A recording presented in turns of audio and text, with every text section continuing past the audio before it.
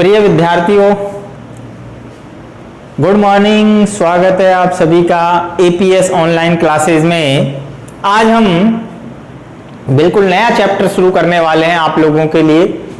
और नया चैप्टर जो है हमारा 28वां चैप्टर मानव का जनन तंत्र। इससे पहले हमने 27वां चैप्टर कंप्लीट कर लिया था और लगातार हम कंटिन्यूस सीरीज को बढ़ाएंगे। मानव फिजियोलॉजी के अंदर, मानव कार्यकी के अंदर हमने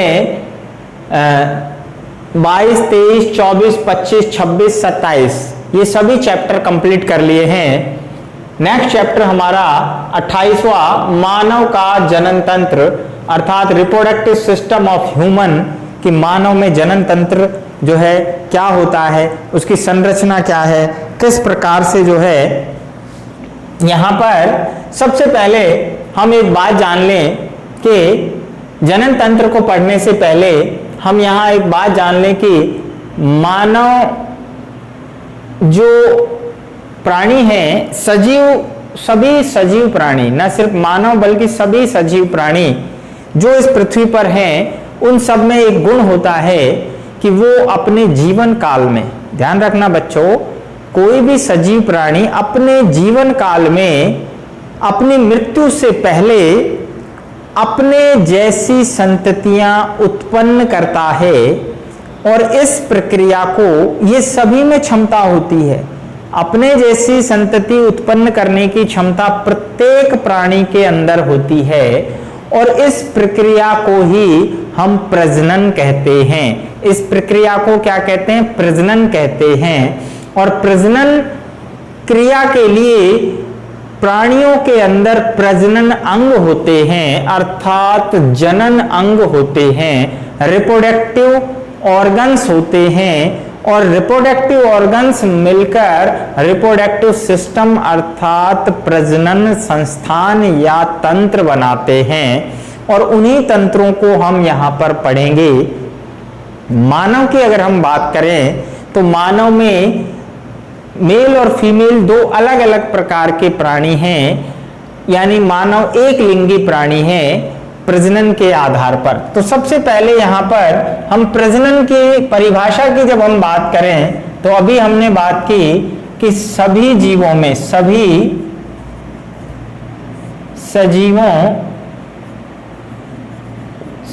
सजीवों में अपने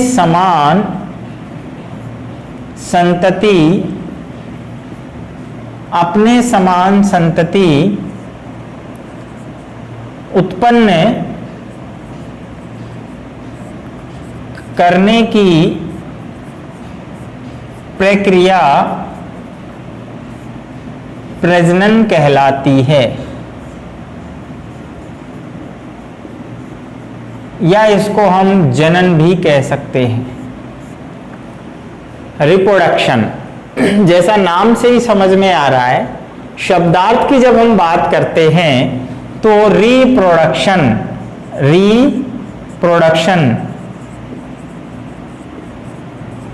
अर्थात उत्पादन।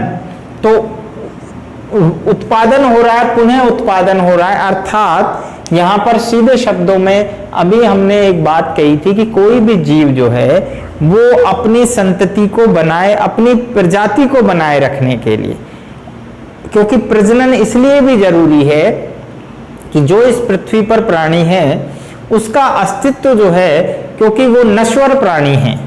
प्रत्येक जीव जो है, हमने पढ़ा था पिछली क्लासेस में कि सजीव जो है वो इस पृथ्वी पर आया है तो उसकी मृत्यु भी एक निश्चित जीवन काल के बाद होनी है।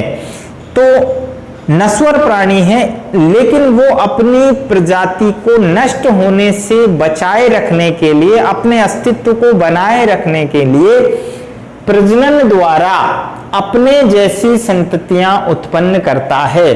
तो प्रजनन वास्तव में सजीवों में अपने जैसी संततियां उत्पन्न करने की प्रक्रिया है जिसके द्वारा वो अपने जैसी संततियां उत्पन्न करते हैं।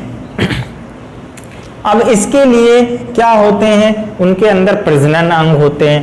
मानव की अगर हम बात करें, क्योंकि मानव के हम सिस्टम पढ़ेंगे इस चैप्टर के अंदर बेटा, तो मानव जो है वो कैसा है, जनन की दृष्टि से कैसा है,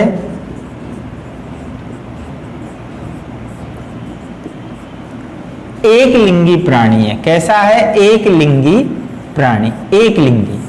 इसके अलावा यहां पर एक दो टर्म्स और हम लिखेंगे, एक लिंगी, विविपेरस, जिसको हम शिशु प्रजनक या जरायुज भी कहते हैं, जरायुज, और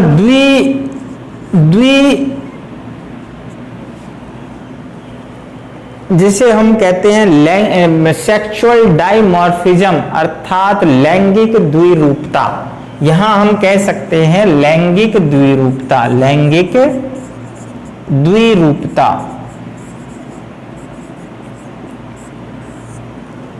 तो मानव की जब हम बात करें तो यहां लैंगिक दृष्टि से एक लिंगी है, विविपेरस शिशु प्रजक जरायुज प्राणी है, लैंगिक द्विरूपता पाई जाती है।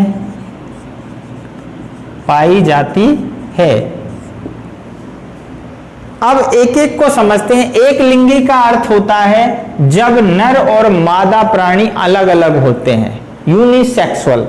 एक लिंगी का अर्थ क्या है,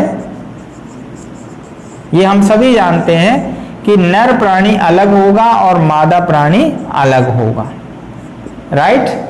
मेल और फीमेल प्राणी जब अलग अलग होते हैं तो अलग अलग प्रकार के रिप्रोडक्टिव ऑर्गन होंगे। विविपेरस का अर्थ होता है कि बच्चे देने वाले या शिशु प्रजक प्राणी। तो जितने भी स्तनधारी प्राणी हैं, न सिर्फ मानव बल्कि जितने भी स्तनधारी प्राणी हैं, वो सब शिशु प्रजक होते हैं। क्या होते हैं, शिशु प्रजक। कुछ अपवाद को छोड़कर, जैसे प्लेटिपस है, एकिडना है, ये ऐसे स्तनधारी प्राणी हैं जो अंडे देते हैं, प्रोटोथीरिया में आते हैं। अब तीसरा जो यहां पर शब्द है वो है लैंगिक द्विरूपता। इसको हम कहते हैं sexual dimorphism, sexual dimorphism. Sexual dimorphism का अर्थ क्या है, लैंगिक द्विरूपता पाई जाती है। मानव में हमने कहा लैंगिक द्विरूपता पाई जाती। तो ध्यान रखना, जब बाह्य लक्षणों के आधार पर, जब बाह्य लक्षणों के आधार पर जब बाह्य लक्षणों के आधार पर नर व मादा को पहचाना जा सके। बात समझ में आ गई। जब हम बाह्य लक्षणों के आधार पर, एक्सटर्नल कैरेक्टर्स के आधार पर ये फाइंड आउट कर सके कि दैट इज मेल और दैट इज फीमेल, अर्थात अलग अलग हम पहचानते हैं। अब आप जानते हैं कि अलग अलग कुछ खास कैरेक्टर होंगे जिनसे हम पहचानेंगे। अगर हम मेल की बात करें, अगर हम मेल्स की बात करें तो मेल्स के अंदर क्या होते हैं, मेल्स में शिश्न होता है, मेल्स के अंदर दाढ़ी मूंछ होती है, दाढ़ी मूंछ, आवाज भारी होना, आवाज भारी, पेशियां बलिष्ठ, और भी कई कैरेक्टर हैं, पेशियां मजबूत। तो ये कुछ मेल्स के एक्सटर्नल कैरेक्टर हैं जिन्हें हम देखकर बाहर से पहचान सकते हैं कि शिश्न का पाया जाना, दाढ़ी मूंछ का पाया जाना, आवाज भारी होना, राइट। इसी प्रकार यदि मादा प्राणियों की बात करें, फीमेल्स, उनके अंदर स्तन ग्रंथियां, विकसित स्तन ग्रंथियां, ठीक है, विकसित स्तन ग्रंथियां उपस्थित विकसित स्तन ग्रंथियां उपस्थित। इसके अलावा आवाज महीन, आवाज क्या है, महीन होती है, आवाज महीन। इसके अलावा त्वचा कोमल। तो कुछ खास कैरेक्टर हम कह सकते हैं जिनसे हम पहचानते हैं कि ये मेल है और ये फीमेल है। स्तन ग्रंथियां विकसित होती हैं फीमेल्स के अंदर, हम सभी जानते हैं, क्योंकि शिशु प्रजक प्राणी होते हैं, शिशु को जन्म देते हैं और शिशुओं को जो है फीडिंग के लिए, पोषण के लिए जो मादा प्राणी होते हैं स्तनधारियों में सभी में वो विकसित स्तन ग्रंथियां होती हैं, उनके अंदर डेवलप होती हैं, जिनमें शिशु को स्तनपान कराया जाता है, उनको मिल्क का जो है यानी सीक्रेट होता है उनमें और उससे फीडिंग कराई जाती है। जबकि मेल्स के अंदर जो है, मेल्स के अंदर स्तन ग्रंथियां अवशेषी होती हैं, अर्थात वो अवशेषी अंग के रूप में उपस्थित होती हैं। यहाँ पर लैंगिक द्विरूपता की बात क्लियर हो गई कि वो लक्षण जिससे हम बाहर से देखकर ये पहचान सकें नर और मादा को कि ये मेल है ये फीमेल है, जब ऐसा पहचान सकें तो वो कहलाती है लैंगिक द्विरूपता। एक लिंगी का अर्थ है यानी मेल और फीमेल अलग अलग होते हैं और अलग अलग ही प्राणियों में मेल और फीमेल जेनाइटल ऑर्गन पाए जाते हैं। शिशु प्रजक का अर्थ है बच्चे देने वाले प्राणी। अब जब मेल और फीमेल अलग अलग हैं तो जाहिर सी बात है कि मेल रिप्रोडक्टिव ऑर्गन अलग प्राणी में होंगे और फीमेल रिप्रोडक्टिव ऑर्गन अलग प्राणी में होंगे। तो आगे बढ़ते हैं तो स्टार्ट करेंगे हम मेल रिप्रोडक्टिव सिस्टम। तो हमारा जो टॉपिक हम लेंगे सबसे पहले नर जनन तंत्र अर्थात मेल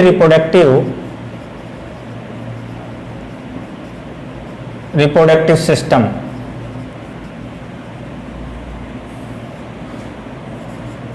मानव नर जनन तंत्र, मानव नर जनन तंत्र। तो सबसे पहले मानव का नर जनन तंत्र की जब हम बात करें तो मानव जो है कैसा प्राणी है, एक लिंगी है, ठीक है, एक लिंगी।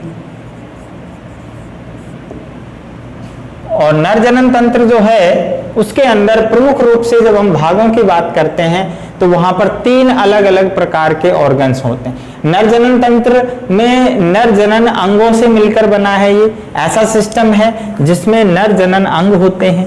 तो यहाँ हम चित्र बना के समझेंगे। सबसे पहले डायग्राम में हम समझेंगे कौन कौन से ऑर्गन्स हैं। मानव जनन तंत्र के अंदर मुख्य रूप से जो भाग होते हैं 3 अलग अलग पार्ट होते हैं। सबसे प्रमुख जो ऑर्गन है प्राथमिक जनन अंग। प्राथमिक जनन अंग में वृषण अर्थात टेस्टिस आते हैं। दूसरा जो प्रमुख ऑर्गन है वो होते हैं सहायक जनन अंग, जिन्हें हम हेल्पिंग रिप्रोडक्टिव ऑर्गन कहते हैं। इसमें आपके वृषण कोश,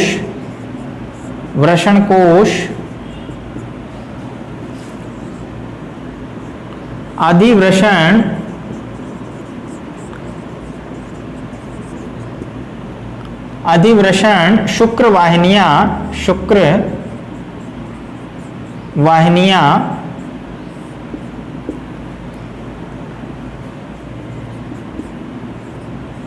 शिशन और तीसरे जो भाग हैं उसमें ग्रंथियां आती हैं जिसमें हम कहते हैं सहायक जनन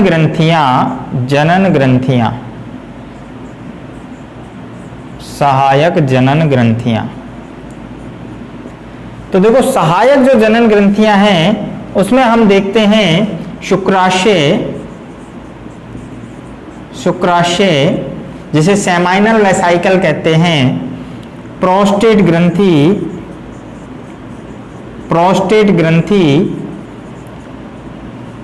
जिसे पौरुष ग्रंथि भी कहते हैं, और काउपर ग्रंथि जिसे बल्बो यूरिथ्रल ग्रंथि भी कहते हैं। तो यहां हम देखते हैं कि 3 अलग अलग हमारे पास पार्ट हैं प्राथमिक जनन अंग, सहायक जनन अंग और सहायक जनन ग्रंथियां। तो यहां पर हमने सभी को इस चित्र के माध्यम से दिखाया। एक बार हम इसका डायग्राम का लेबलिंग कर देते हैं। तो यहां आप देख रहे हैं वृषण कोश,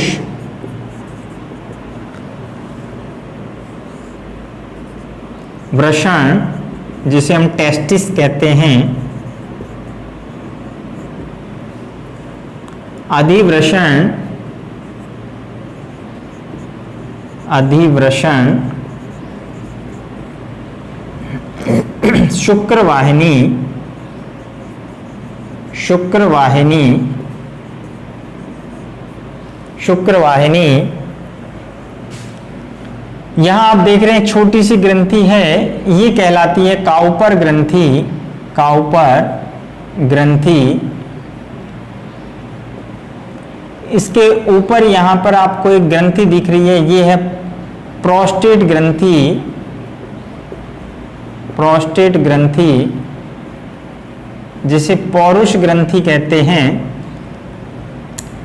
यहां पर आपको दो छोटे छोटे थैले नुमा संरचनाएं नजर आती हैं, ये कहलाती हैं शुक्राशय, शुक्राशय, सेमाइनल वेसाइकल। ये आप देख रहे हैं ये मूत्र वाहिनियां हैं,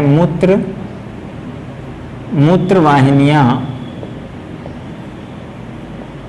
जो कि उत्सर्जन तंत्र का भाग है। और ये क्या है, मूत्राशय है, ये मूत्राशय, यूरिनरी ब्लैडर। और यहां पर आप देख रहे हैं ये मूत्र मार्ग जो है, ये मूत्र मार्ग है। और यहां पर ये स्खलन नलिका कहलाती है, ये स्खलन नलिका है, स्खलन नलिका।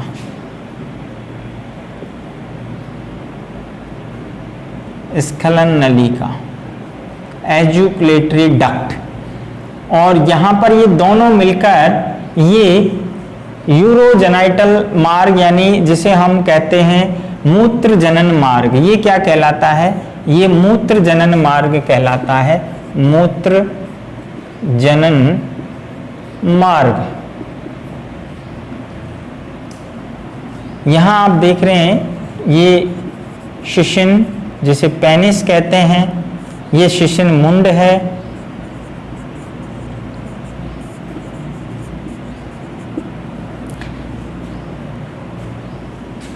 और यहाँ पर आप लगभग जो है यहाँ हम देख रहे हैं कुछ पेशियां होती हैं जिन्हें डॉर्टस पेशियां कहते हैं।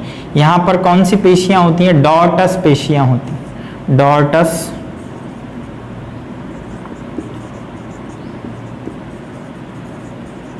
तो बाह्य संरचना में हमें जो भाग दिख रहे हैं उन्हें हमने सब में लगभग लेबलिंग कर दिया है। बाकी की जो अन्य संरचनाएं हैं उन्हें हम आंतरिक संरचना में पढ़ेंगे। तो यहां पर जो डायग्राम बनाया है उसका नामांकन क्या करेंगे हम, मानव का नर जनन तंत्र, नर जनन तंत्र,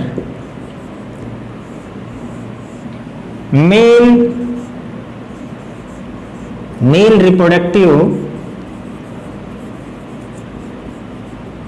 रिप्रोडक्टिव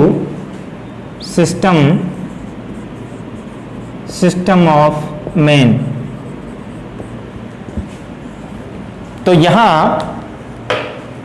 बात करते हैं हम संक्षिप्त में, सभी को एक एक बार यहां पर डिस्कस कर लेते हैं। जब क्वेश्चन आता है कि मानव जनन तंत्र की संरचना का वर्णन कीजिए, तो बेटा ध्यान रखना ये प्रैक्टिकल में भी हमसे पूछा जाएगा, ये प्रैक्टिकल में भी हमसे पूछा जाएगा और ये थ्योरी के अंदर भी इंपॉर्टेंट है। तो जब मानव जनन तंत्र, मानव नर जनन तंत्र का अगर मान लीजिए क्वेश्चन आता है तो हमें ये वाला डायग्राम बनाना है और यहां पर हमें नामांकित करने के बाद क्या बताना है कि मानव जो है वो एक लिंगी प्राणी है और इसमें नर जनन तंत्र के अंदर हम तीन प्रमुख भाग होते हैं, तीन प्रमुख भाग डिवाइड किए गए हैं। पहला जो प्रमुख भाग है वो होता है प्राथमिक जनन अंग। प्राथमिक जनन अंग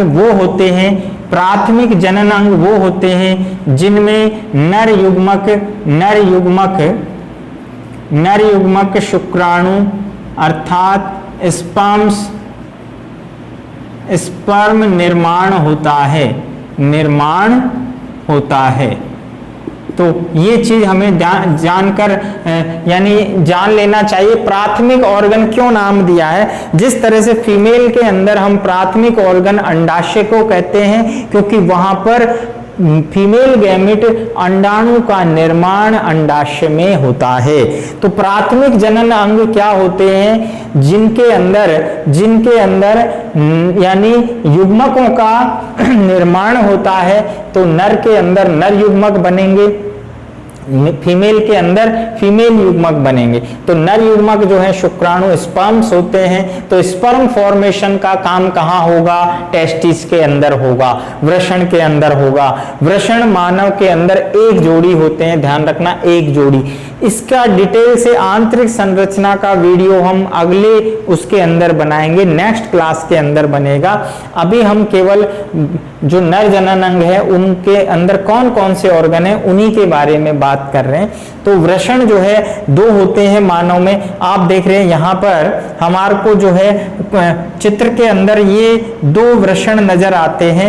ये जो है देह गुहा से बाहर होते हैं। कहाँ होते हैं? देह गुहा से बाहर होते हैं। और इनके अंदर जो है किसका निर्माण होता है? नर युग्मक जो है स्पर्म्स यानी शुक्राणुओं का निर्माण होता है शुक्र जनन क्रिया के द्वारा।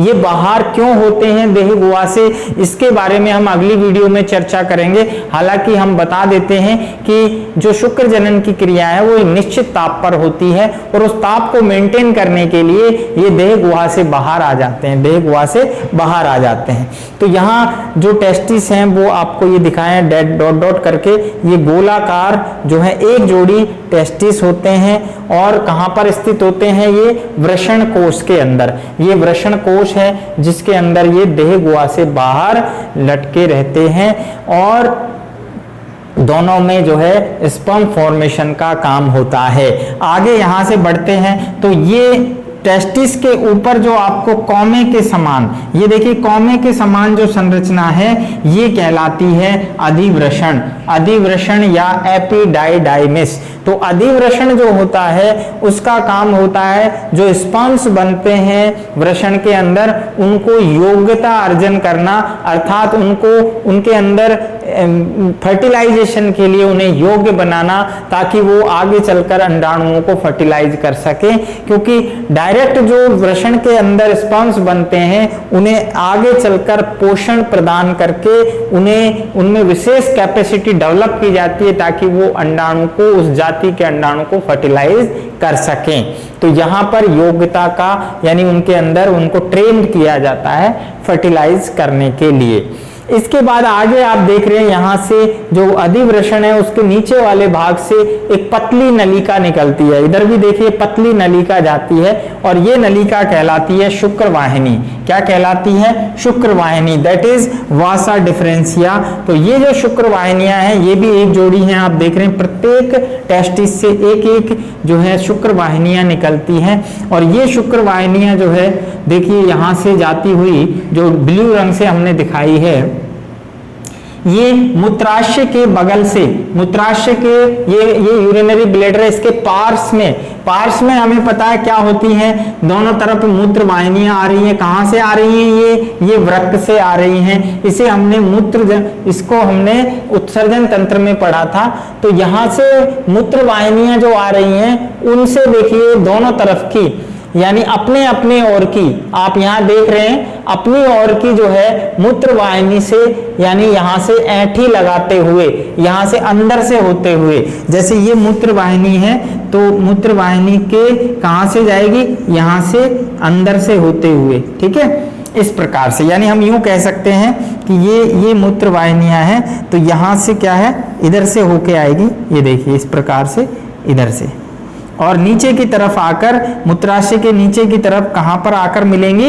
ये शुक्राशय के अंदर। ये देखिए नीचे आ गए हैं और अधर सतह पर आकर पीछे वाली भी आएगी जो हमें दिखाई नहीं दे रही है, दूसरे तरफ वाली, और दोनों आकर कहाँ मिलती हैं, दोनों आकर दो थैलेनुमा संरचना जो उसको कि शुक्राशय कहते हैं और उसमें आकर मिलती हैं। और ये जो शुक्राशय है वो जो है क्या करते हैं, स्पर्म्स को जो है स्टोर करने का काम करते हैं, अस्थायी संग्रह करते हैं। और ये अस्थायी संग्रह करने के बाद यहां से आप देख रहे हैं जो मूत्र वाहिनी आती है, मूत्राशय से मूत्र वाहिनी आगे मूत्र मार्ग से होते हुए निकल रही है और यहां से जो है स्खलन वाहिनी, दोनों आकर एक बड़ी ग्रंथि जो आपको नजर आ रही है सिंगाड़े के आकार की, जो कि मूत्र मार्ग के चारों ओर होती है और ये पौरुष ग्रंथि कहलाती है, जिसे प्रोस्टेट ग्रंथि कहते हैं। इस ग्रंथि से स्राव जो निकलता है वो इसमें मिला दिया जाता है और जिससे सीमन का निर्माण होता है,